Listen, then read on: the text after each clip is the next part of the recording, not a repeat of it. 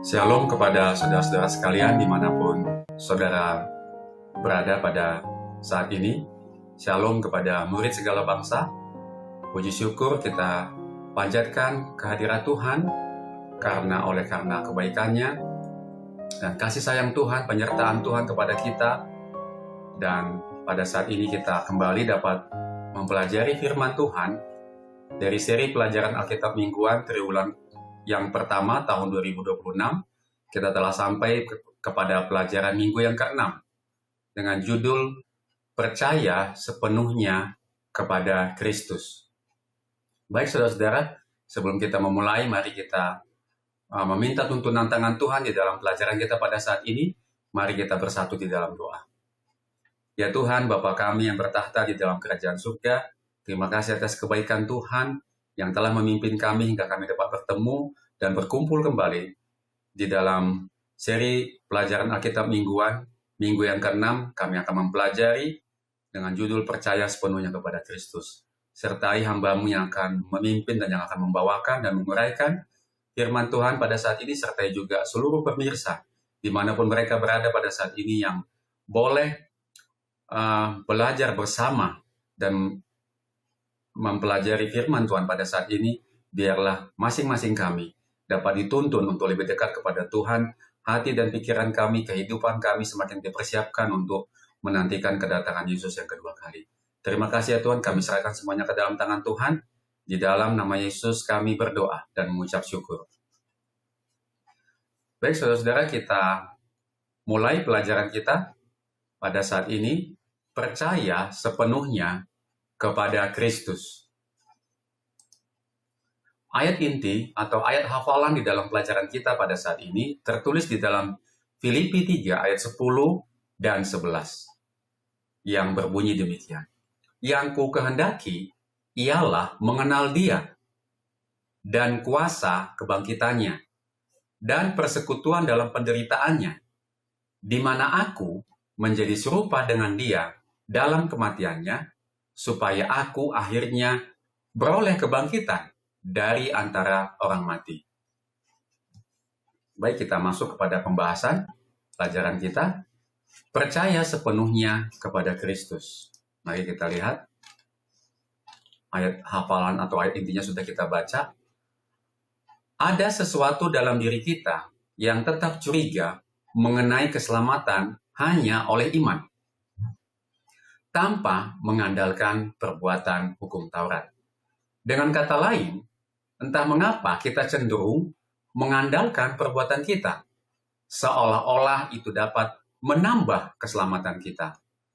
Dengan cara yang cukup tajam, Paulus membahas hal ini dalam polemik yang hebat terhadap mereka yang bersikeras bahwa sunat diperlukan untuk keselamatan. Untuk mencegah kemungkinan bahwa beberapa orang mungkin menganggap perbuatan mereka seperti sunat sebagai faktor yang berkontribusi terhadap keselamatan mereka.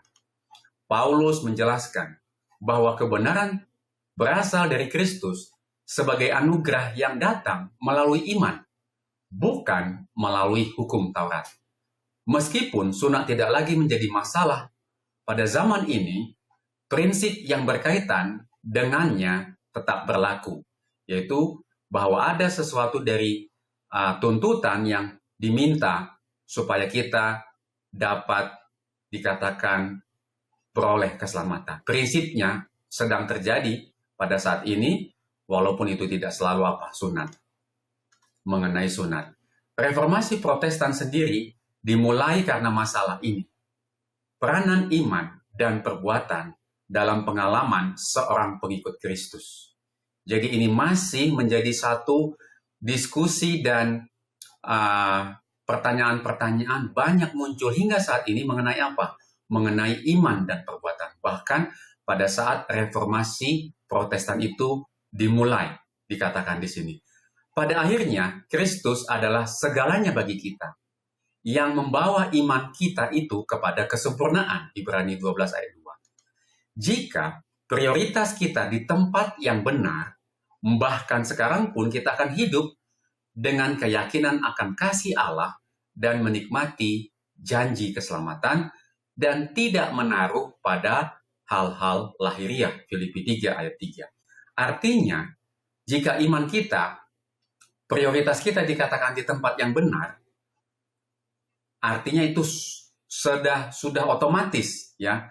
Artinya kita akan menikmati janji keselamatan karena keselamatan itu adalah anugerah dan kasih karunia yang Kristus berikan kepada kita. Itulah iman kita bahwa keselamatan adalah kasih karunia. Dan jika kita tempatkan itu di tempat yang benar, maka keselamatan itu merupakan bagian dari kita. Dan penurutan atau perbuatan itu mengikuti oleh karena kita melihat keselamatan yang Tuhan sudah berikan kepada kita.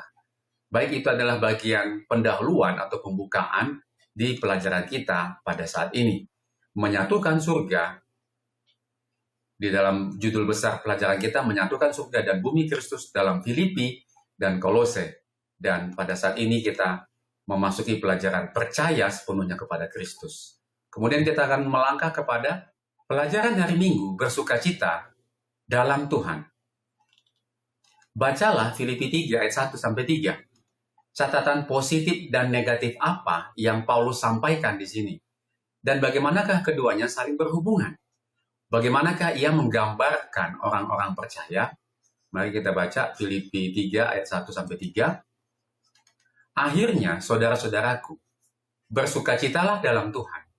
Menuliskan hal ini lagi kepadamu tidaklah berat bagiku, dan memberi kepastian kepadamu. Hati-hatilah terhadap anjing-anjing. Hati-hatilah terhadap pekerja-pekerja yang jahat.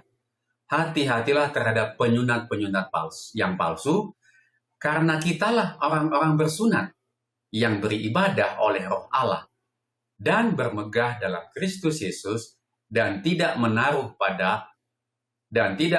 percaya pada hal-hal lahiriah. Catatan positif dan negatif apa yang Paulus sampaikan di sini dan bagaimana hal ini berhubungan? Bagaimanakah ia menggambarkan orang-orang percaya? Paulus memulai dengan catatan yang sangat positif dan hampir terdengar seolah-olah dia sedang mengakhiri suratnya. Namun ia belum selesai. Ia kembali ke salah satu tema utama dalam surat ini, yaitu bersukacita dalam Tuhan. Di sini ia akan memberikan sejumlah alasan untuk itu. Yang paling penting, kita harus menaruh percaya pada Kristus, bukan pada diri kita sendiri. Kita bersukacita dalam Kristus Yesus dan tidak menaruh percaya pada hal-hal lahiriah. Filipi 3 ayat 3. Siapa di antara kita yang dengan satu atau lain cara belajar dengan susah payah untuk tidak mengandalkan hal-hal kedagingan?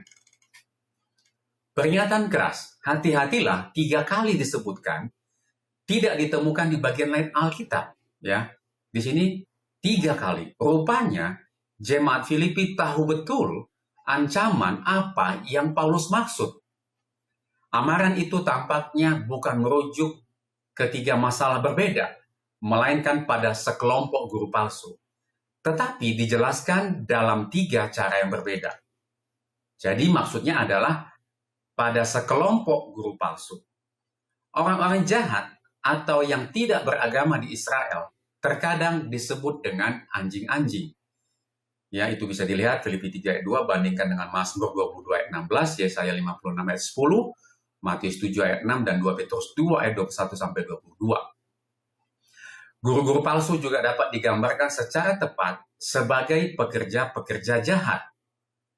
Sebutan penyunat-penyunat palsu atau mereka yang merusak tubuh, yaitu merusak umat, merusak gereja, menunjukkan bahwa seperti di Galatia dan tempat lainnya, mereka berusaha memaksakan sunat kepada orang-orang percaya non-Yahudi yang bertentangan dengan keputusan sidang para rasul. Bisa dilihat di Kisah 15. Menariknya, salah satu solusi terhadap tantangan rohani terhadap penyebaran ajaran sesat adalah bersukacitalah dalam Tuhan. Jadi, kalau ada sesuatu yang menyimpang, di sini dan bahkan terhadap tantangan rohani, ya terkadang ada perdebatan atau perbincangan atau diskusi yang hangat. Dikatakan, bersukacitalah dalam Tuhan. Apapun yang membuat kita bersukacita akan mendatangkan kegembiraan bagi kita. Sama seperti dalam bahasa Inggris, kedua kata ini dalam bahasa Yunani saling terkait. Nah, Tuhan ingin kita bersukacita dan firman-Nya adalah pedoman bagi kebahagiaan sejati dan sukacita yang kekal. Nah, ini termasuk menerima kemurahan Allah. Mazmur 31 ayat 7, kita bersukacita karena menerima kemurahan Allah. Kemudian berlindung kepadanya di Mazmur 5 ayat 12. Kemudian menerima berkat keselamatan, Mazmur 9 ayat 14. Kemudian menjadikan hukum Tuhan sebagai pedoman hidup kita, Mazmur 19 ayat 14. Termasuk hari Sabat, Yesaya 58 ayat 13 sampai 14. Kemudian mempercayai firman-Nya, Mazmur 119 ayat 162. Dan membesarkan anak-anak yang takut akan Tuhan, Mazmur 23 ayat 24 sampai 25. Jadi untuk beberapa hal yang sudah kita sebutkan di sini, kita pelajari, kita temukan bahwa kita bersukacita untuk semua hal ini yang Tuhan berikan kepada kita. Kemudian di sini ada pertanyaan di pelajaran hari Minggu. Hidup bisa sangat sulit bagi kita semua. Ya, memang sulit. Terutama di zaman-zaman atau waktu belakangan ini. Tidak peduli seberapa baik keadaan saat ini. Namun, bahkan jika keadaan tidak berjalan baik sekarang, hal-hal apakah yang seharusnya membuat Anda bersukacita? Apakah yang menghalangi Anda untuk bersukacita? Untuk melakukannya? Mari kita lihat apa yang bisa saya bagikan di sini.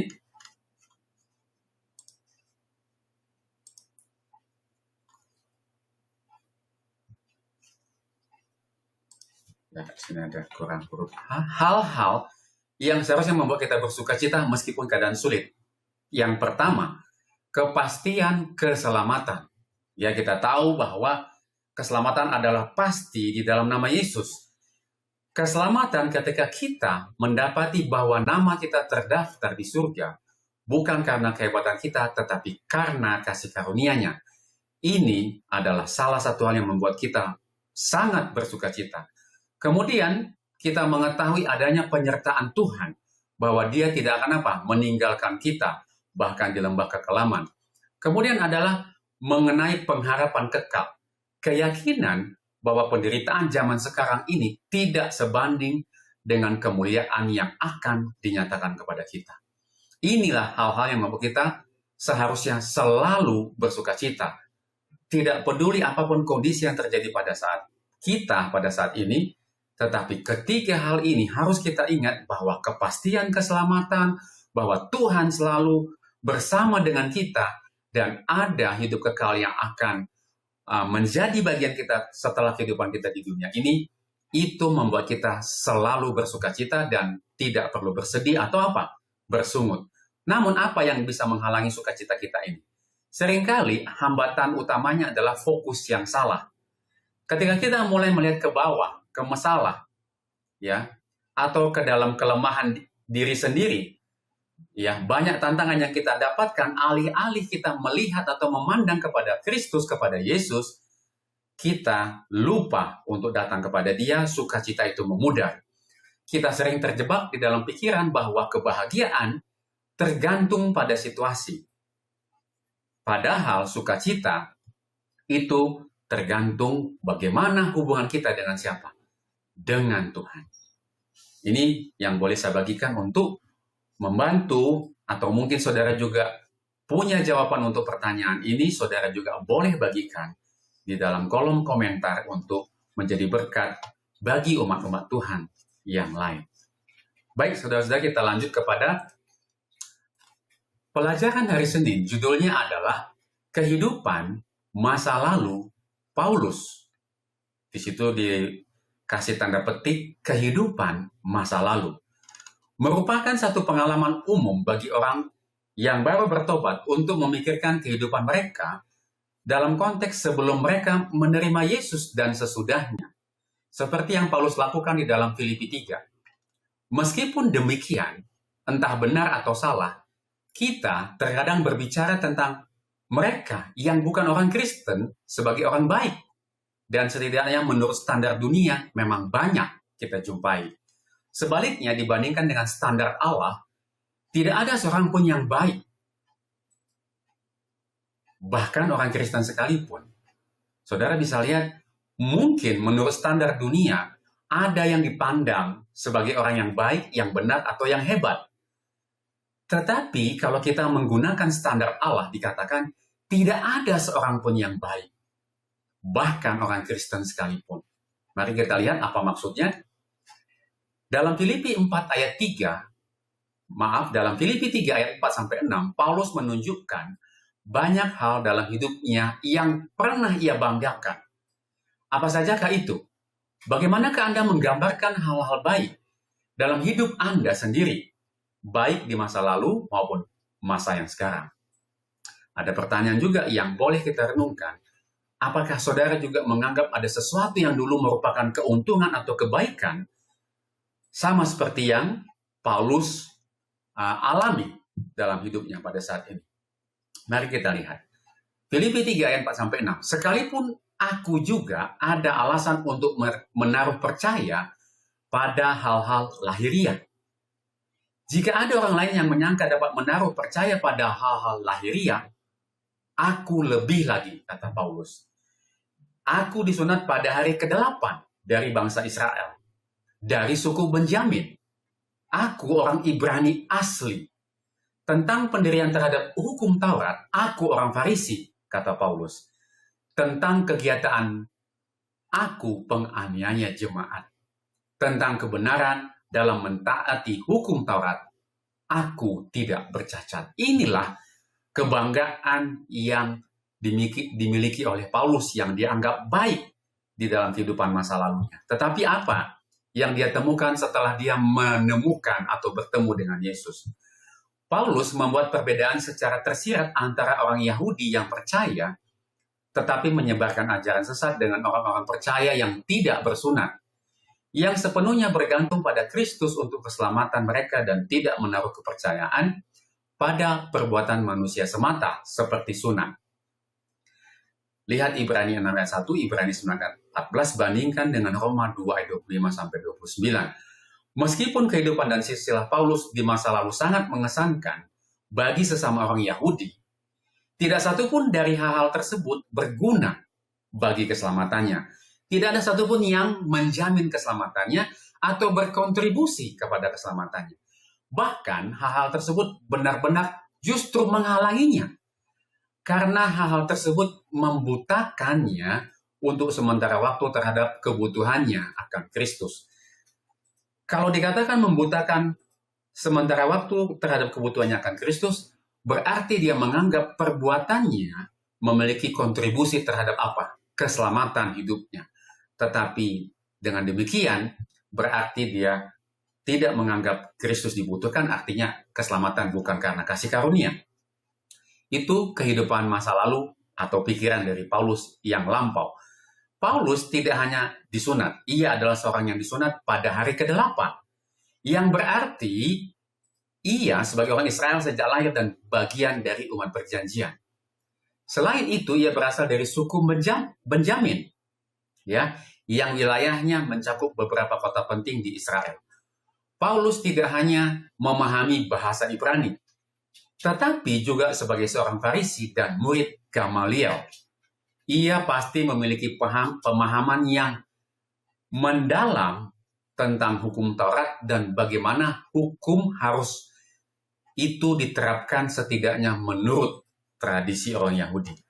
Paulus begitu bersemangat menegakkan hukum sehingga ia menganiaya gereja karena dianggap sebagai ancaman bagi tata cara kehidupan orang Yahudi.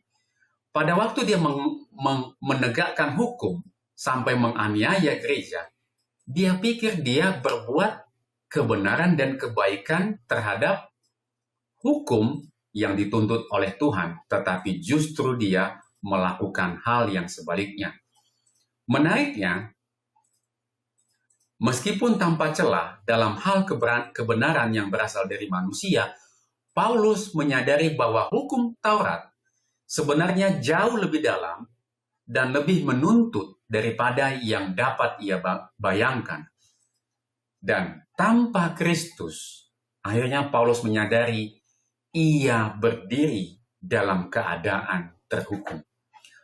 Paulus sampai kepada pemikiran seperti ini ketika dia sudah bertemu dengan Yesus Kristus. Bandingkan Roma 7 ayat 7-12 dengan Matius 5 ayat 21-22 dan 27 ayat 27 dan ayat 28. Apakah poin penting yang Yesus dan Paulus sampaikan tentang hukum Taurat dan mengapa iman dalam Kristus dalam Filipi 3 ayat 9 bukan hukum Taurat menjadi satu-satunya sumber kebenaran? Coba pikirkan dengan cara ini, seberapa baik Anda menaati hukum, setidaknya menurut cara yang diajarkan oleh Yesus. Mari kita baca Roma 7 ayat 7-12. Jika demikian, apakah yang hendak kita katakan? Apakah hukum Taurat itu dosa? Sekali-kali tidak. Sebaliknya, justru oleh hukum Taurat, aku mengenal dosa. Karena aku juga tidak tahu apa itu keinginan. Kalau hukum Taurat itu mengatakan jangan mengingini. Tetapi dalam perintah itu dosa mendapat kesempatan untuk membangkitkan di dalam diriku rupa-rupa keinginan. Sebab tanpa hukum Taurat, dosa mati. Dahulu aku hidup tanpa hukum Taurat. Akan tetapi sesudah datang perintah itu, dosa mulai hidup. Sebaliknya, aku mati. Dan perintah yang seharusnya membawa kepada hidup, ternyata bagiku justru membawa kematian.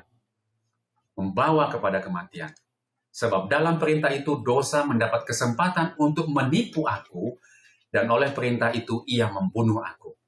Jadi, hukum Taurat adalah kudus, dan perintah itu juga adalah kudus, benar, dan baik. Matius 5:21-22. Kamu telah mendengar yang difirmankan kepada nenek moyang kita, jangan membunuh. Siapa yang membunuh harus dihukum.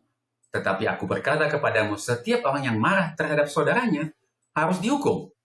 Kepada siapa yang berkata kepada saudaranya kafir harus dihadapkan kepada mahkamah agama, dan kepada siapa yang berkata jahil harus diserahkan ke dalam neraka yang menyala-nyala. Matius 25:27-28. Kamu telah mendengar firman jangan berzina. Tetapi aku berkata kepadamu, setiap orang yang memandang perempuan serta menginginkannya, dia sudah berzina di dalam hatinya. Sudah berzina dengan dia di dalam hatinya. Kemudian, dan mengapa iman dalam Kristus, Filipi 3:9. Dan berada di dalam dia bukan dengan kebenaranku sendiri, karena mentaati hukum Taurat, melainkan dengan kebenaran, karena kepercayaan kepada Kristus, yaitu kebenaran yang Allah anugerahkan berdasarkan kepercayaan. Nah, pertanyaannya, coba pikirkan dengan cara ini, seberapa baik Anda menaati hukum? Setidaknya menurut cara yang diajarkan Yesus. Ya. Di sini dikatakan kalau kita dikatakan apa? Marah kepada saudaranya yang dihukum. Ya.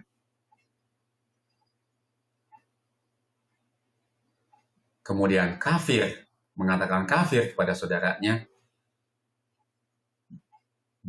baru ya mengatakan, ya. Dia dikatakan baru mengatakan. Artinya kalau kita marah dengan kata-kata, firman Tuhan katakan sudah bisa dikatakan dengan apa? Membunuh. Ya, kemudian mengenai firman jangan berzina, kita belum melakukan perzinahan. Secara fisik, secara literal, kalau kita hanya memandang perempuan dan menginginkannya dan membayangkannya, dikatakan itu sudah berzina. Melakukan, karena kita tahu perbuatan dimulai dari mana? Dimulai dari pikiran. Ya.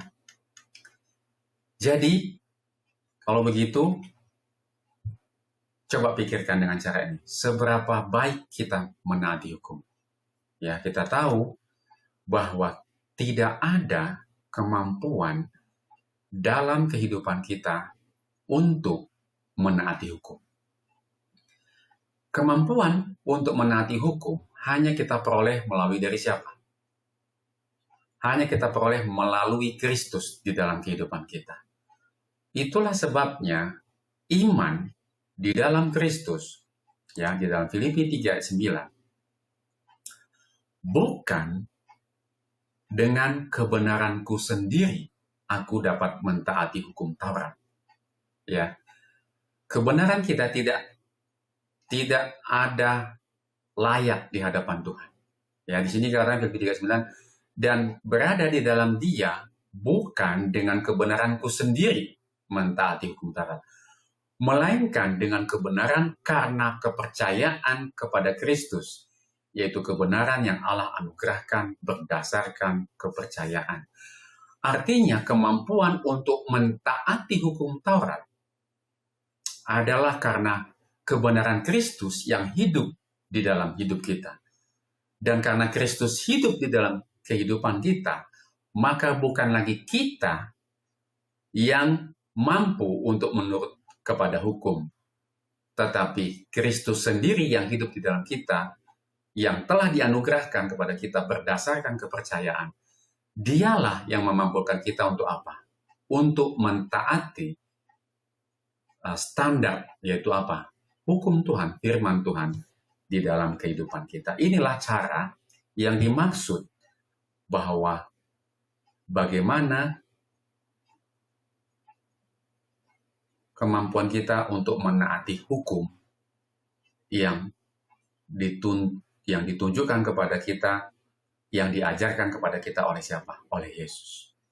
Dan semoga dengan menjawab pertanyaan ini atau pelajaran Alkitab pada saat ini, tidak ada lagi dari kita yang menyombongkan perbuatan yang baik dan benar di dalam hidup kita.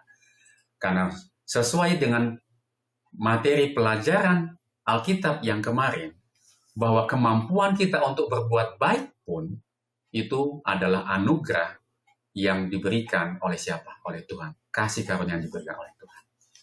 Baik, kita pada saat ini akan melangkah kepada pelajaran hari Selasa, hal yang benar-benar penting. Seperti yang ditunjukkan dalam pelajaran kemarin, hal-hal yang sebelumnya membuat Paulus bangga, dikatakan justru itu adalah penghalang bagi iman karena membuatnya buta terhadap kebutuhannya akan Kristus. Paulus menggunakan bahasa perdagangan untung dan rugi untuk menggambarkan catatan kehidupan rohaninya sebelum beriman. Meskipun kita tidak suka terlalu banyak memikirkannya, setiap manusia tentunya memiliki catatan kehidupan rohani. Sebelumnya catatan kehidupan rohani Paulus diukur berdasarkan nilai-nilai Yahudi pada zaman itu. Bukan berdasarkan nilai-nilai Alkitab seperti yang diajarkan oleh Yesus. Nah, ini ada satu poin yang saya mau bagikan di sini. Jadi kalau kita ingin membandingkan hidup kita, perjalanan kerohanian kita, atau mungkin saudara ada yang bertanya kepada saudara mengenai kehidupan, dan itu bisa kita jawab dari mana? Berdasarkan nilai-nilai Alkitab, bukan berdasarkan nilai-nilai budaya atau tradisi atau kelompok orang tertentu, ya. Karena kebenaran itu hanya didapatkan melalui firman Tuhan yang ada di dalam Alkitab. Jadi, kalau kita mengukur catatan kehidupan rohani kita, pelajaran kita katakan, ukurlah itu berdasarkan nilai-nilai Alkitab, bukan berdasarkan tradisi. Supaya itu akan menuntun kita dan memperlihatkan karakter kita dengan lebih jelas, apakah kita sudah dibenarkan atau benar di hadapan Tuhan. Setelah pertobatannya, catatan kehidupan rohani Paulus tampak sangat berbeda. Ya, saudara bisa lihat, karena tolak ukurnya juga sudah berubah secara drastis. Yang tadi dia hadapkan catatan rohani kehidupannya Paulus ini dengan nilai-nilai tradisi Yahudi pada saat itu. Tetapi karena tolak ukurnya diganti atau dia berubah, tolak ukurnya yang tadinya berdasarkan nilai-nilai tradisi Yahudi sekarang dia lihat karakternya di depan firman Tuhan atau Alkitab, dikatakan tampak sangat berbeda. Ya, dari hal yang berharga dalam Judaisme menjadi hal yang berharga di surga. Apa yang dikatakan oleh Paulus? Dia yang telah turun dari surga, ini catatan dari pena inspirasi Ellen G. White, dia yang telah turun dari surga dapat berbicara tentang surga dan dengan tepat menyampaikan hal-hal yang berharga di surga yang ia telah tandai dengan gambar dan namanya. Saudara, saya berhenti di sini sejenak. Juru selamat kita, yaitu Yesus Kristus, ya, dia adalah yang telah turun dari surga. Oleh sebab itu, dia tahu suasana surga. Karena dia berasal dari surga. Ya. Jadi kalau ada yang mengaku bahwa dia adalah sumber keselamatan, tapi dia bukan datang dari surga, bagaimana mungkin oknum itu bisa membawa kita ke surga kalau dia bukan datang dari surga? Ya, pemikiran yang mau saya bagikan adalah hanya yang datang dari surga lah yang dapat membawa kita kembali ke surga, yaitu Yesus Kristus sendiri. Ya, saya berikan satu analogi yang sederhana. Kalau ada teman yang mengajak kita, misalkan pergi ke suatu tempat, dengan ada teman yang belum pernah pergi ke tempat itu, lalu saudara diajak, mana yang saudara lebih percaya untuk mengajak saudara? Ya, tentunya yang sudah pernah. Oh, saya sudah pernah ke sana. Ayo ikut saya. Anda akan lebih tenang dan lebih tentram. Tapi kalau ada yang mengajak, oh, saya belum pernah ke sana, tapi ayolah kita sama-sama ke sana. Ya, tapi tentunya saudara akan lebih percaya kepada yang sudah pernah ke situ, saudara mau ikut kepada dia, dan dia mengajak, dan kita ikut. Sama halnya dengan Yesus Kristus. Kita tahu dialah yang telah turun dari surga, yang dapat berbicara tentang surga, dan dengan tepat menyampaikan hal-hal yang berharga di surga, yang ia telah tandai dengan gambar dan namanya. Dia mengetahui bahaya yang mengancam mereka yang hendak diangkatnya dari kehinaan dan ditinggikan hingga berada di sisinya di atas tahtanya. Dia menunjukkan bahaya dari melimpahkan rasa sayang kepada hal-hal yang tidak berguna dan berbahaya.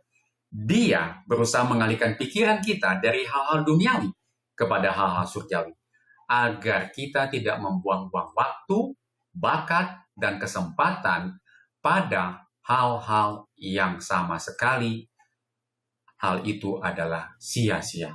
Ellen G. White dalam The Advent Review dan Sabbath Herald Juli tanggal 1 tahun 1890. Dalam dunia Yudaisme abad pertama, Paulus adalah seorang bintang yang sedang naik daun dengan cepat, sampai matanya menjadi buta karena melihat Yesus yang dimuliakan dalam perjalanan menuju Damsyik. Penglihatan mata rohaninya disembuhkan, dan ia pun melihat dengan jelas. Dalam Yohanes 9, menceritakan kisah seorang dahulu buta, tetapi kemudian melihat Yesus dengan jelas. Yesus berkata bahwa ia datang ke dunia supaya barang siapa yang tidak melihat dapat melihat, dan barang siapa yang dapat melihat justru menjadi buta. Yohanes 9 ayat 39. Bagaimanakah prinsip ini dapat diterapkan dalam hidup Anda sendiri?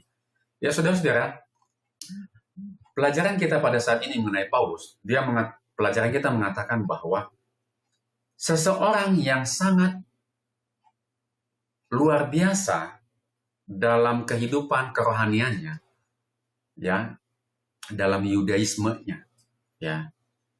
Ya, saya mau coba aplikasikan pengalaman Paulus ini dalam pengalaman kita sebagai orang Kristen, ya. Mungkin kita menganggap bahwa kita sudah sangat hebat di dalam kekristenan kita. Tidak ada satupun yang tidak kita lakukan menurut tuntutan kekristenan, ya. Tapi hati-hati kalau kita bisa saja berdiri pada posisi Paulus ketika dia menganggap dalam Yudaismenya dia, ya, karena dia pada saat itu dikatakan bintang yang sedang naik daun dengan sangat cepat, ya, dia merasa bahwa dia adalah seseorang yang satupun tidak ada tuntutan di dalam kitab atau hukum Taurat yang dia tidak taati. Semuanya dia taati. Kita dapat memiliki posisi dan pengalaman yang sama, ya. Di dalam Yohanes 9, ya, di sini saudara tahu ini adalah mengenai seorang buta yang akhirnya kemudian melihat Yesus dengan jelas. Ya. Sama seperti Paulus dan orang-orang Farisi, kita dapat melihat bagaimana kebenaran itu, yaitu Yesus, di mana mereka melalui upacara korban di bait suci sepanjang tahun, sepanjang hari, mereka melakukan ritual untuk menantikan kedatangan Yesus. Tetapi pada saat Yesus hadir tepat di depan mata mereka, mereka buta.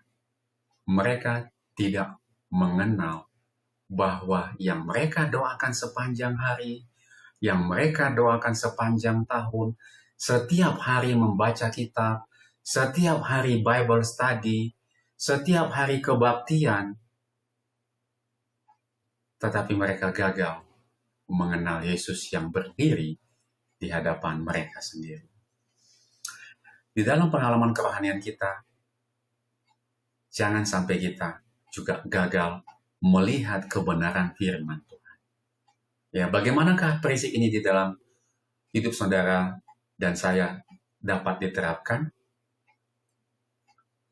Supaya barang siapa yang tidak melihat dapat melihat, dan supaya barang siapa yang dapat melihat menjadi buta.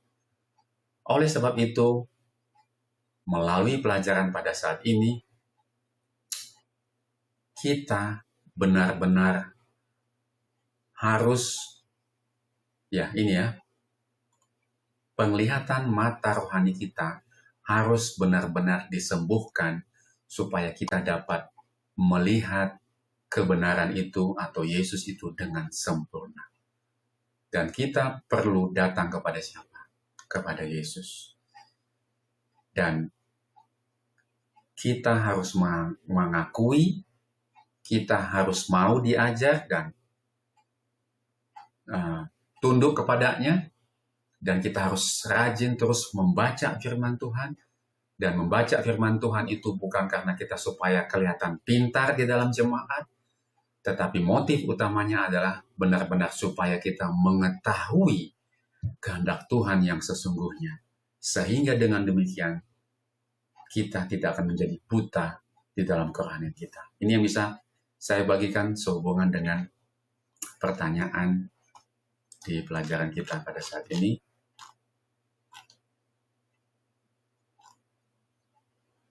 Oh, masih ada.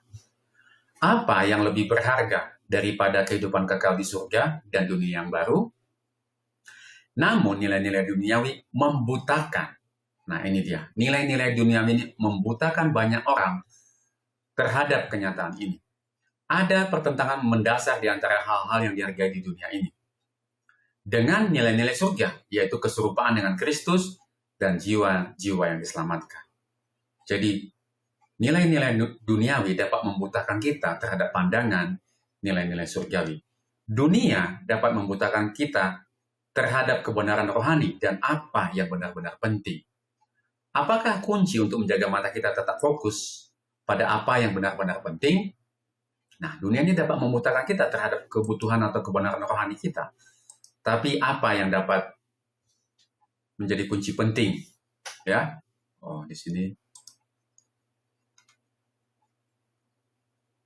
Ya, apa kunci penting untuk menjaga mata kita tetap fokus pada apa yang benar-benar penting. Ya, tentunya kita harus setiap hari apa? Bertemu dengan Tuhan. Ya. Dengan bertemu dengan Tuhan, kita fokus kepada firman, mengajak keluarga kita, anak-anak kita melalui pembacaan firman Tuhan, baik itu secara pribadi, ya, kemudian maupun itu secara keluarga, atau secara kelompok, atau secara jemaat, ya, karena kepentingan duniawi dapat membuat kita apa? Buta terhadap kebutuhan rohani kita yang sesungguhnya. Ya, jadi kalau kita terus memandang hal-hal duniawi, kita pun menginginkan hal-hal yang duniawi. Tapi kalau terus kita tiap hari mengingat, bahkan ada kutipannya mengatakan, adalah baik bagi kamu untuk merenungkan kehidupan Kristus 1 jam sehari, terutama pada saat-saat dia mendapatkan penganiayaan, penderitaan, bahkan kematiannya di kayu salib. Itu bisa menjaga mata kita tetap fokus bahwa kita adalah manusia yang berdosa. Keselamatan hidup kekal menjadi hal yang terutama di dalam hidup kita dibandingkan hanya kebutuhan-kebutuhan yang bersifat temporal, mungkin pekerjaan, karir, pendapatan, keadaan keuangan, ya, mungkin jodoh, jabatan, pekerjaan. Hal ini dapat membuat kita tidak fokus. Jadi kunci untuk menjaga mata kita tetap fokus adalah tetap memandang, tetaplah mata hati kita, pikiran kita memandang kepada siapa? Kepada firman Tuhan, kepada Kristus di dalam kehidupan kita. Baik, kita telah menyelesaikan pelajaran hari Selasa dan kita masuk kepada pelajaran hari Rabu. Pelajaran hari Rabu, iman kepada Kristus. Poin utama Paulus tidak boleh diabaikan. Ada perubahan yang luar biasa yang ia alami di jalan menuju Damaskus, ya. Menukar kehidupan lamanya yang berdasarkan hukum kepada kehadiran Kristus sendiri, supaya aku memperoleh Kristus dan berada di dalam Dia. Saudara bisa lihat di sini, perubahan luar biasa setelah dia bertemu dengan Yesus di jalan menuju Damaskus adalah menukar kehidupan lamanya. Ya, artinya menanggalkan pakaian lamanya, di mana pakaian lama itu menggambarkan karakternya, perbuatannya yang dianggap selamat karena berdasarkan penurutan kepada hukum, digantikan dengan pakaian barunya, pikiran barunya, karakter barunya, bahwa hanya kehadiran Kristus sendirilah keselamatan itu dapat diperoleh. Keselamatan memperoleh Kristus dan berada di dalam Dia. Inilah iman kepada Kristus yang Paulus alami ketika dia dipanggil oleh Tuhan, bertemu dengan Tuhan, bertemu dengan Kristus pada saat perjalanannya menuju Damaskus. Berada dalam Dia, yaitu dalam Kristus, adalah suatu ungkapan yang menarik. Bacalah Efesus 1 ayat 4 dan 2 Korintus ayat 5. Bacalah Efesus 1 ayat 4 dan 2 Korintus 5 ayat 21, Kolose 2 ayat 9, dan Galatia 2 ayat 20. Berdasarkan ayat-ayat ini, menurut Anda, apakah yang Paulus maksud dengan gagasan ini? Mari kita baca Efesus 1 ayat 4. Sebab di dalam Dia Allah telah memilih kita sebelum dunia dijadikan supaya kita kudus dan tak bercacat di hadapannya. 2 Korintus 5 ayat 21. Dia yang tidak mengenal dosa telah dibuatnya menjadi dosa karena kita, supaya dalam Dia kita dibenarkan oleh Allah. Sebab dalam Dialah berdiam secara jasmania seluruh kepenuhan kealahan.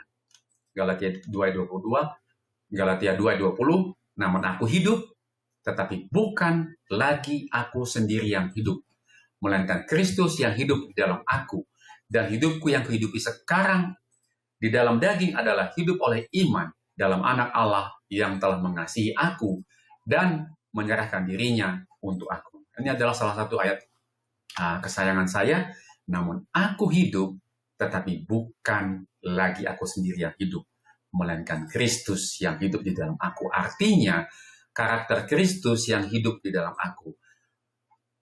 Sifat-sifat Kristus, bagaimana Dia hidup selama Dia di dunia ini, menunjukkan teladan bahwa kasih adalah karakter Allah yang sejati itulah yang sekarang hidup di dalam aku, yang kuhidupi di dalam daging. Artinya kita sekarang hidup oleh apa? Oleh Roh Kristus. Ya, Roh Kristus hidup di dalam hidup kita. Nah, apa yang Paulus maksudkan di sini? Pernyataan Paulus mengenai berada di dalam Kristus telah menjadi topik diskusi yang luas. Tidak mengherankan, penjelasan terbaik tentang hal itu datang dari Paulus sendiri, sebagai persiapan kegenapan waktu untuk mempersatukan di dalam Kristus sebagai kepala segala sesuatu, baik yang di surga maupun yang di bumi. Efesus 1 ayat 10. Itulah tujuan Allah dari sejak semula. Dan Paulus menjelaskan bagaimana hal itu terjadi. Tetapi oleh Dia, kamu berada dalam Kristus Yesus, yang oleh Allah telah menjadi hikmat bagi kita. Ia membenarkan dan menguduskan dan menebus kita. 1 Korintus 1 ayat 30. Berada di dalam Kristus itu mencakup seluruh aspek rencana keselamatan. Mulai dari awal pemahaman rohani kita mendapatkan hikmat, kemudian pembenaran oleh iman, yaitu kebenaran, kemudian persiapan menuju ke surga, yaitu penyucian, dan pada akhirnya, pada saat pemuliaan, pada saat kedatangan Kristus yang kedua, penebusan. Semua tubuh kita diubahkan, kita memiliki tubuh yang baru. Ya, keselamatan di sini kita lihat dapat dengan jelas bahwa ini adalah karya Kristus dari awal hingga akhir bagi kita dan di dalam kita. Oleh karena itu, dengan memperoleh Kristus, dengan kita menerima Kristus, menghidupkan Kristus, mengimani Kristus sebagai juru selamat, menerima Dia sebagai juru selamat, kita memiliki segala yang kita butuhkan. Bacalah Filipi 3 ayat 9. Apakah dua hal yang Paulus bandingkan? Dan mengapa perbandingan ini penting untuk selalu kita ingat? Dan berada di dalam Dia bukan dengan kebenaranku sendiri karena mentaati hukum Taurat, melainkan dengan kebenaran karena kepercayaan kepada Kristus, yaitu kebenaran yang Allah anugerahkan berdasarkan kepercayaan. Sebagaimana yang Paulus sadari, memiliki kebenaran sendiri bukanlah kebenaran sejati, ya. Karena hukum Taurat tidak dapat memberikan hidup. Galatia 3, 21-22. Hanya Kristus yang dapat melakukannya melalui iman, dan bukan sembarang iman. Lagi pula, iblis juga percaya dan gemetar. Yakobus 2 ayat 19. Satu-satunya iman yang menyelamatkan adalah iman kepada Kristus. Hanya kesetiaan yang sepenuhnya taat dan sanggup untuk tetap taat. Kata Yunani untuk iman, pistis, juga berarti kesetiaan. Jadi jika kita ada di dalam Kristus dan Dia hidup di dalam kita, Galatia 2:20, maka hidup oleh kesetiaannya melalui iman kita kepadanya.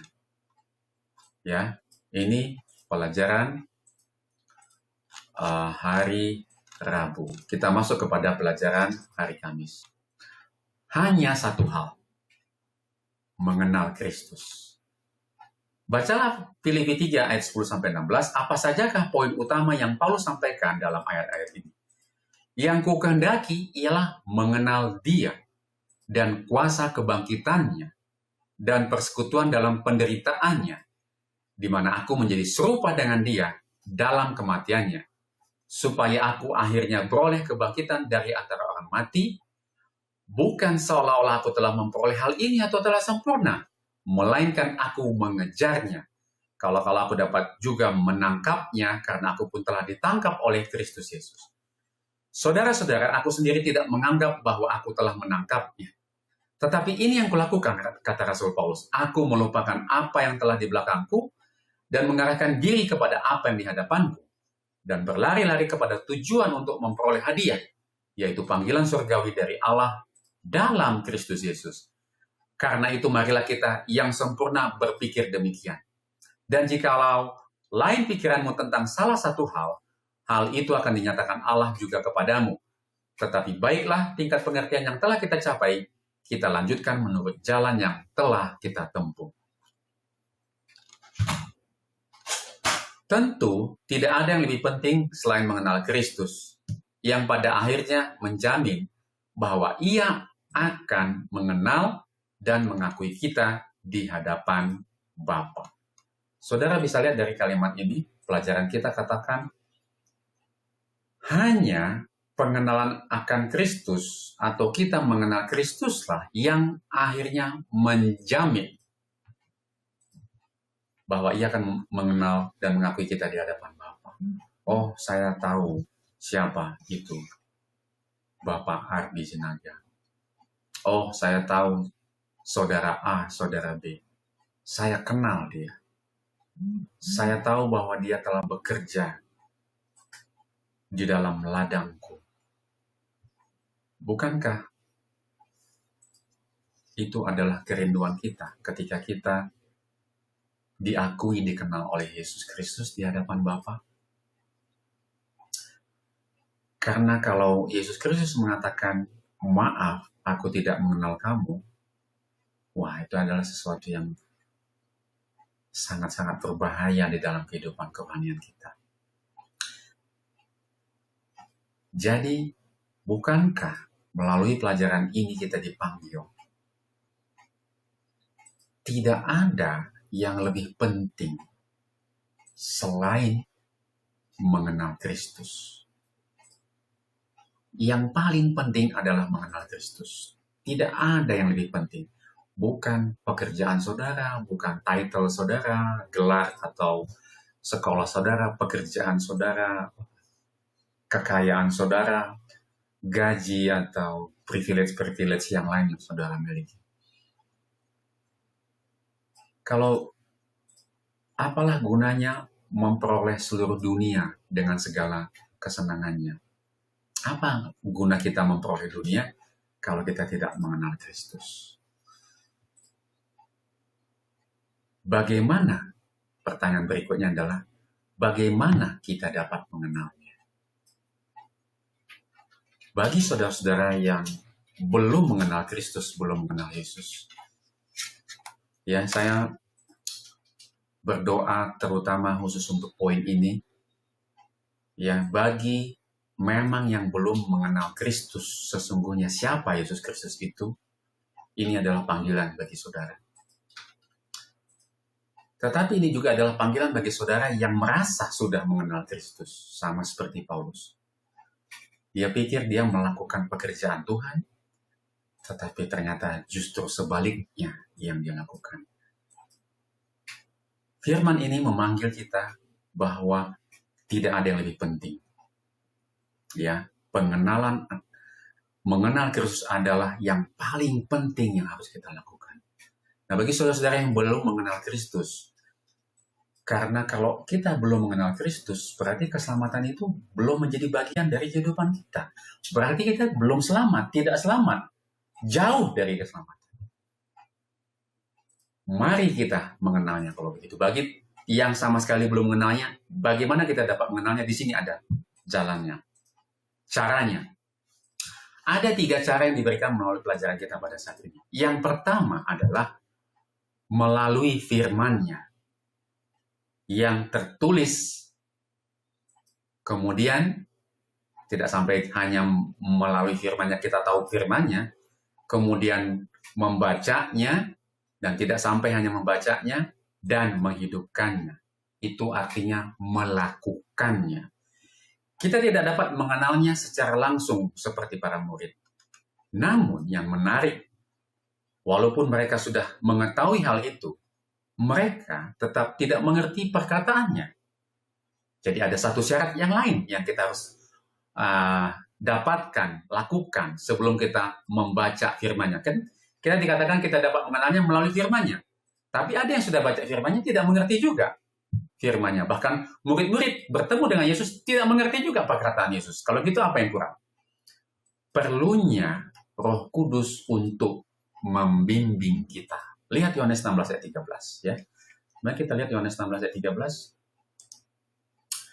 Tetapi apabila Ia datang, yaitu Roh kebenaran, Ia akan memimpin kamu ke dalam seluruh kebenaran, sebab Ia tidak akan berkata-kata bagi dirinya sendiri, tetapi segala sesuatu didengarnya itulah yang akan dikatakannya, dan Ia akan memberitakan kepadamu hal-hal yang akan datang.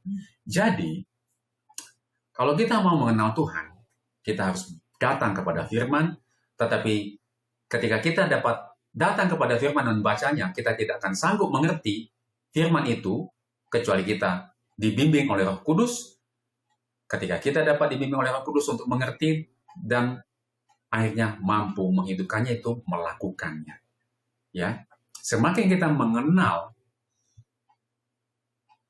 mengenalnya, semakin kita dekat dengannya, dan kita akan mengalami kuasa kebangkitannya.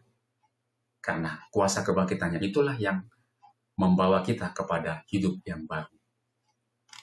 Cara lain untuk datang semakin dekat kepada Yesus yang kedua adalah melalui persekutuan dalam penderitaannya. Filipi 3:10. Tetapi itu juga tentunya dimulai dari firman-Nya juga. Kita tahu apa makna penderitaan Kristus. Ya, cara lain untuk datangnya adalah maukah kita mengalami persekutuan dalam penderitaan. Persekutuan dalam penderitaan artinya adalah kita ikut menderita sama seperti Yesus menderita.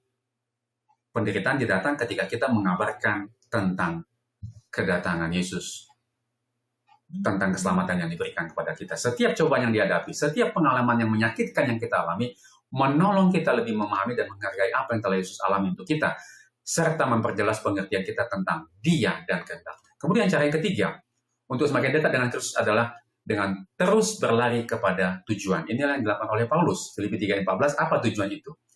Kata ini diterjemahkan dari istilah Yunani yaitu skopos, yang hanya digunakan sekali dalam Perjanjian Baru.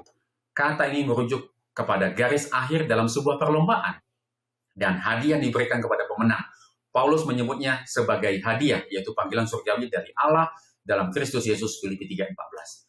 Sama seperti Kristus yang melalui kematian dan kebangkitannya naik ke surga, Allah mengundang kita untuk menerima upah yang sama, menerima upah surgawi yang sama, yaitu hidup yang kekal. Tuhan telah memberikan satu teladan dan contoh untuk kita lakukan, supaya kita pun mengalami kebaktian dan kebangkitannya, kita naik ke surga, yaitu mendapatkan hidup yang kekal. Jelas kita belum mencapainya. Kita tidak akan disempurnakan dalam arti yang sepenuhnya sampai tubuh kita yang hina ini diubahkan, sehingga serupa dengan tubuhnya yang mulia. Namun dengan mengenal Dia dan mengundang kehadirannya dalam hidup kita setiap hari, kita terus maju menuju tujuan untuk menjadi seperti Yesus dalam segala aspek kehidupan kita sekarang. Inilah satu hal yang juga menjadi fokus Paulus. Seperti dalam perlombaan lari, lihat 1 Korintus 9:24-27, kita tidak memperhatikan di mana kita telah berada atau siapa yang tertinggal di belakang kita. Fokus kita hanya pada hal-hal yang ada di depan, hadiah surgawi yang menanti kita. Gambaran yang digunakan di sini sangat jelas, seorang pelari yang sepenuhnya fokus pada tujuan, mengerahkan segenap kekuatan, dan bergerak maju untuk mencapai garis akhir. Mengapa dalam perjalanan imanmu bersama Tuhan begitu penting untuk tidak terus-menerus menoleh ke belakang, ya? Tidak-tidaknya pada dosa-dosa Anda dan kegagalan Anda, tetapi sebaliknya memandang ke depan kepada apa yang telah dijanjikan kepada Anda saat ini di dalam Kristus. Ya, mengapa katanya? Jangan terlalu sering atau bahkan terus-menerus menoleh ke belakang. Logikanya, saudara-saudara, kalau bisa membayangkan kalau ada yang terus berjalan, terus lihat aja ke belakang, ya saudara, kalau saudara jalan melihat terus ke belakang, ya kapan Anda sampai ke depan? Kalau saudara bawa mobil terus lihat juga ke belakang, ya saudara bisa tabrakan dan tidak sampai kepada tujuan tentunya, ya. Ya artinya, ya ada mungkin dari antara saudara yang mungkin belum bisa percaya bahwa kalau kita bertobat dan kita datang kepada Yesus, Yesus akan mengampuni segala dosa dan kesalahan kita. Dan dia terus menangisi masa lalunya, menangisi dosanya. Ada orang yang merasa bahwa dosanya tidak akan diampuni, bahkan terlalu jahat untuk diampuni oleh Tuhan. Terlalu bejat atau terlalu mungkin tidak ada kata yang bisa melukiskan dosa yang mungkin pernah saudara dan saya lakukan. Tapi kalau kita terus merasa bahwa dosa kita tidak diampuni, dan itu adalah tujuan dari iblis dan setan, kita tidak akan pernah maju, kita tidak akan pernah memperoleh keselamatan itu. Ya, nah mungkin di sini ada beberapa dari saudara-saudara yang mengalami hal ini. Inilah peran dari mungkin pendeta, tua-tua jemaat atau anggota jemaat yang lain mungkin melawat saudara-saudara kita yang seperti ini. Jangan ditinggalkan dia, harus terus datang,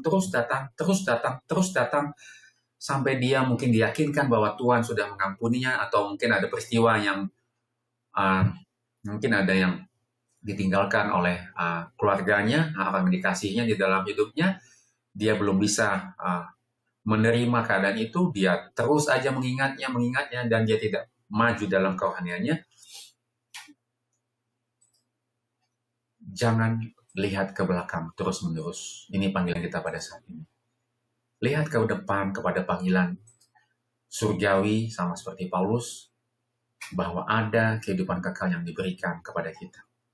Tapi ada tentunya bagaimana peran kita, apakah kita rajin membaca Alkitab, apakah kita rajin mendekatkan diri kepada Tuhan, dan kemudian bagi jemaat, apakah saudara memperhatikan sekeliling saudara, mungkin ada anggota jemaat yang sudah lama tidak datang oleh karena terus tenggelam, menoleh terus ke belakang. Inilah saatnya bagi kita untuk memperhatikan, mendoakan, dan datang terus kepadanya, membuat kebaktian kecil, singkat, pendek, untuk selalu boleh mengingatkan dia untuk selalu bergantung kepada Tuhan. Ini saudara-saudara yang bisa saya bagikan sehubungan dengan pertanyaan di hari Kamis. Mari kita melangkah pada saat ini kepada bagian terakhir dari pelajaran kita, yaitu kepada pelajaran hari Jumat di bagian pendalaman. Pelajaran hari Jumat bagian pendalaman. Ia yang mau membangun tabiat yang kuat dan simetris. Ia yang mau menjadi seorang Kristen yang seimbang, benar, harus menyerahkan segala sesuatu dan melakukan segala sesuatu bagi Kristus.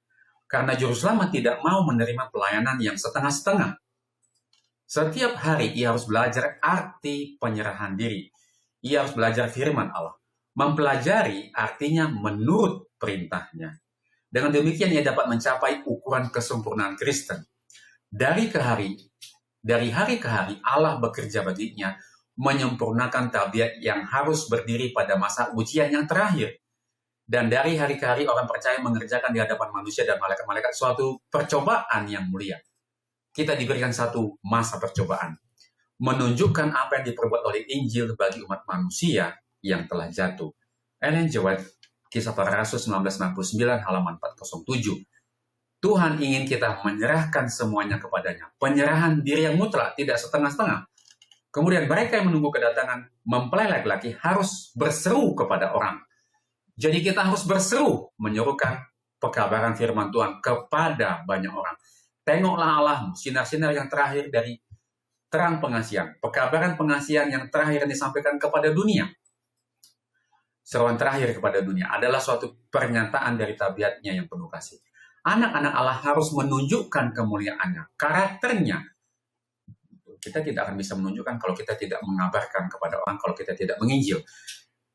Itu bisa diperlihatkan dalam kehidupan mereka sendiri, dan tabiat mereka harus dinyatakan apa yang telah diperbuat karunia Allah terhadap mereka. Jadi kita harus menyaksikan kepada orang banyak apa yang telah Tuhan lakukan dalam hidupku.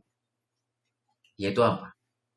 Bahwa hidupku sama seperti yang Paulus alami, meninggalkan pakaian lama dan mendapatkan pakaian baru, yaitu pakaian kebenaran Kristus. Tabiat yang lama ditinggalkan, diberikan tabiat yang baru, yaitu apa? Tabiat Kristus. Terang dari matahari kebenaran, yaitu dari Yesus sendiri, harus bersinar dalam perbuatan-perbuatan kebajikan, dalam kata-kata yang benar, dan perbuatan yang suci. Artinya, kehidupan kita adalah Injil yang dilihat oleh orang di sekeliling kita. Ya, dan itu dapat memanggil orang kepada Kristus. Kita telah menyelesaikan bagian pendalaman, dan pada saat ini kita masuk ke bagian pertanyaan-pertanyaan untuk diskusi. Ada 3 pertanyaan. Renungkanlah lebih dalam pertanyaan tentang bersukacita dalam Tuhan. Perhatikan bahwa yang dimaksud bukanlah bersukacita dalam pencobaan, meskipun itu juga memiliki dasar Alkitabiah, tetapi bersukacita dalam Tuhan. Mengapa sangat penting untuk selalu mengingat Tuhan? Kebaikannya, kuasanya, kasihnya, dan keselamatannya. Bagaimanakah hal itu dapat bermanfaat bagimu di tengah berbagai pencobaan hidup yang tak terelakkan? Ya, tadi ada, ya, bersukacitalah, ya. tadi ada disinggung mengenai bersukacita. Di sini ada pertanyaan, mengapa sangat penting untuk selalu mengingat Tuhan, kebaikannya, kuasanya, kasihnya, keselamatannya? Bagaimanakah hal itu dapat bermanfaat bagimu di tengah berbagai pencobaan yang tak terelakkannya? Kita masing-masing tentu pernah mengalami banyak hal kesusahan dan pencobaan di dalam hidup kita. Dan di sini dikatakan yang dimaksud bukanlah bersukacita dalam pencobaan ya, meskipun itu juga memiliki dasar Alkitabiah, tetapi bersukacita dalam Tuhan. Ya, bersukacita yang dimaksud di sini tetaplah bersukacita ketika kita melakukan pekerjaan Tuhan. Bukan maksudnya bersukacita tetaplah dalam kesusahan tertentu secara lahiriah, mungkin ya lebih kepada pekerjaan Tuhan ya maksudnya ya. Jadi kalau kita membagikan kebenaran firman Tuhan, akan ada banyak hal-hal yang kita temui, kesulitan yang kita temui. Tetapi kalau kita memandang kepada Tuhan, ya, bahwa sebagaimana Tuhan, Dia turun ke dunia ini menunjukkan kasih-Nya supaya kita mendapatkan keselamatan. Ya, artinya kalau kita melakukan pekerjaan Tuhan di dalam mengabarkan Injil, kesulitan yang kita hadapi belum sebanding dengan bagaimana penderitaan Kristus yang telah Dia berikan untuk umat manusia, bagaimana supaya akhirnya manusia mendapatkan keselamatan. Ya, jadi yang bisa saya bagikan adalah di dalam ketika membagikan firman Tuhan, dalam melakukan pekerjaan Tuhan juga saudara-saudara melakukan pekerjaan Tuhan juga dan banyak kesusahan, ya ingatlah dan lihatlah bagaimana Tuhan telah menderita untuk kita, dan ini dapat menjadi manfaat bagi kita bahwa kita tetap boleh semangat di dalam apa? Di dalam melayani pekerjaan Tuhan. Merenungkan kehidupan Kristus, ya. Kan di sini katakan mengapa sangat penting untuk selalu mengingat Tuhan, kebaikannya, kuasanya, dan kasihnya, keselamatannya. Kalau kita selalu ingat hal-hal ini menolong kita untuk selalu tabah dan kuat di dalam pencobaan yang kita alami, terlebih ketika kita melakukan pekerjaan Tuhan untuk membagikan apa yang sudah kita dapatkan. Ya, ini 4 hal ini yang kita dapatkan, kebaikannya, kuasanya, kasihnya, keselamatannya, itu yang kita kembali bagikan kepada siapa? Kepada orang lain. Dan ini akan tetap membuat kita semangat. Kemudian, perhatikan bagaimana kutipan di atas menggambarkan peran anugerah dalam menghasilkan perbuatan baik yang kita lakukan sebagai orang Kristen. Mengapa fungsi anugerah ini begitu penting ketika kita menantikan kedatangan Kristus yang segera? Nah, artinya, meskipun kita tidak diselamatkan oleh perbuatan baik, apakah kita benar-benar diselamatkan jika kita tidak memilikinya? Ya tentu tidak ya. Di mana fungsi anugerah? Ya anugerah, yaitu keselamatan yang telah diberikan kepada kita. Ya, ini membuat kita untuk apa? Untuk memiliki tanggung jawab bagaimana kita dapat menyampaikan anugerah dan keselamatan ini kepada siapa? Kepada orang lain. Jadi meskipun kita tidak diselamatkan oleh perbuatan baik kita, tetapi perbuatan kita tentunya harus menunjukkan apakah anugerah itu kita terima dan kita hidupkan dalam kehidupan kita. Jadi perbuatan baik adalah sebagai rasa ungkapan syukur dan terima kasih kepada apa? Karunia yang Tuhan telah berikan kepada kita. Artinya bukan supaya kita diselamatkan, kita melakukan perbuatan baik. Ya, tadi kan kutipannya di sini dikatakan mengenai perbuatan baik. Ya, ini penyerahan akhir, bukan? Ya, ini arti ya mungkin kutipan yang terakhir ini ya. Terang dari matahari kebenaran harus bersinar dalam perbuatan-perbuatan kebajikan, dalam kata-kata yang benar dan perbuatan yang suci. Artinya kalau kita sudah mengalami keselamatan, maka perbuatan baik itu otomatis mengikutinya. Bukan karena supaya kita selamat kita berbuat baik, tetapi perbuatan baik adalah respon yang akan terlihat secara otomatis ketika kita mengalami kasih karunia atau keselamatan yang Tuhan telah berikan kepada kita. Kemudian yang ketiga, renungkan lebih dalam gagasan tentang tidak menaruh kepercayaan pada perbuatan daging. Apakah artinya itu? Mengapa kita tidak boleh bersandar padanya? Bukankah daging kita adalah anugerah dari Tuhan? Ya, saya kira hampir sama ya. Hampir sama, mirip pertanyaan nomor 2 dan 3. Dan seluruh pembahasan tentu sudah tadi dibahas. Iya, kalau kita bersandar kepada perbuatan daging, artinya perbuatan kemanusiaan kita, ya kita tidak akan selamat. Apakah artinya? Ya, kita tidak boleh bersandar padanya. Bukankah tubuh kita atau hidup kita adalah anugerah dari Tuhan? Ya, iya, benar. Hidup dari tubuh kita, daging kita adalah anugerah dari Tuhan, tetapi daging adalah bersifat fana dan sementara. Kemanusiaan kita atau hidup kita sebagai manusia adalah instrumen yang Tuhan mau kita gunakan, yang Tuhan mau gunakan juga dalam hidup kita, menunjukkan bahwa kasih Allah, roh Allah hidup dalam hidup kita yang daging. Tubuh kita memang daging, tetapi kita harus hidup oleh rohnya. Karena hanya roh atau pakaian kebenaran atau sifat ilahi Kristus yang kita hidupkan, tetapi bukan lagi aku hidup. Kristus yang hidup di dalam aku, itulah yang dapat menuntun kita kepada keselamatan, kepada kerajaan surga. Apa itu? Tabiat Kristus itu. Roh Kristus itu adalah apa? Yaitu kekudusan. Kita tidak dapat masuk ke dalam kerajaan surga kalau kita tidak kudus. Dan penurutan itulah yang menguduskan kita. Yang pakaian ilahi itu, pakaian kebenaran itulah yang dapat membuat kita masuk ke dalam kerajaan surga. Sama seperti Kristus, hanya dengan menggunakan pakaian kemanusiaan dia dapat menjamah kita atau bertemu dengan kita. Demikian juga sebaliknya, bahwa hanya dengan pakaian keilahian, yaitu kebenaran Kristus, kita dapat bertemu dengan Bapa, masuk ke dalam kerajaan surga. Kita telah menyelesaikan rangkaian pelajaran kita sepanjang satu pekan ini ya, dari mulai hari Sabtu sampai kepada hari Jumat. Dan kita masuk kepada panggilan pada saat ini. Saya akan membagikan panggilan kepada kita saat ini ya. Panggilan atau penutup kepada kita. Saudara-saudara yang terkasih, di akhir pelajaran ini, mari kita berhenti sejenak dan memeriksa neraca rohani kita. Apakah selama ini kita masih mengandalkan kehebatan diri kita, pelayanan kita, atau daftar kebaikan kita untuk merasa layak di hadapan Allah? Ingatlah pesan Rasul Paulus, segala sesuatu yang dahulu kita anggap sebagai keuntungan, hari ini mari kita anggap sebagai sampah, dibandingkan dengan keagungan mengenal Kristus Yesus. Allah tidak meminta kita menjadi sempurna dengan kekuatan kita sendiri, tetapi Ia memanggil kita untuk berserah sepenuhnya pada kesempurnaan Kristus. Jangan biarkan kesibukan dunia atau kebanggaan diri membutakan mata rohani Anda. Mari kita lepaskan kepercayaan pada hal-hal lahiriah dan taruhlah sukacita kita hanya di dalam Tuhan. Karena pada akhirnya, hanya satu hal yang benar-benar penting ditemukan di dalam Dia, memiliki kebenaran yang datang dari Allah dan berjalan dalam kuasa kebangkitannya setiap hari. Maukah Anda mengambil langkah hari ini untuk berhenti, mengandalkan diri sendiri dan mulai percaya sepenuhnya kepada Kristus? Dia adalah jawaban, Dialah keselamatan, dan Dialah segalanya bagi kita.